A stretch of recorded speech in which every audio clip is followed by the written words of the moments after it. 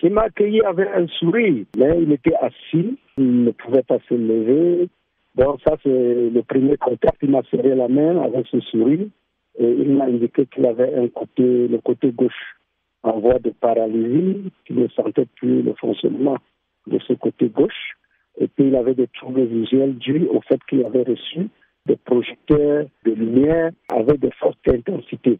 Ces projecteurs lui ont donné des troubles visuels et qu'il avait des blessures qui dues au fait qu'il avait été menotté au pied et menotté à la main et que les éléments de sécurité ou bien de l'armée qu'il avait appréhendés passaient leur temps à danser sur ces menottes pour lui faire du mal.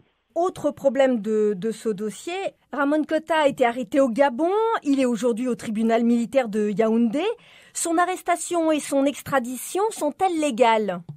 Non, c'est pas légal. Il a été arrêté par les forces de police gabonaises.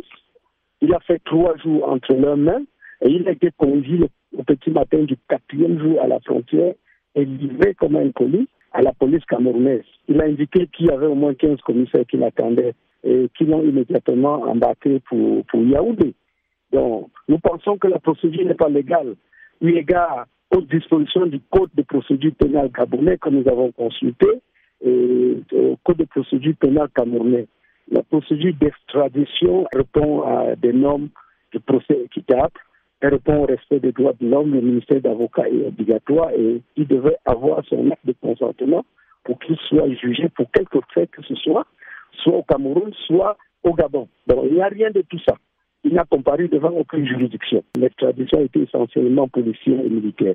Quelles sont les prochaines étapes juridiques que vous allez mettre en place ? Nous allons d'abord nous battre pour sa liberté, parce que c'est ça qui est important, il a besoin de soins. Mais en ce qui concerne l'interpellation et des procédures internationales à engager contre la République du Gabon et la République du Cameroun, nous allons le faire et nous aviserons l'opinion.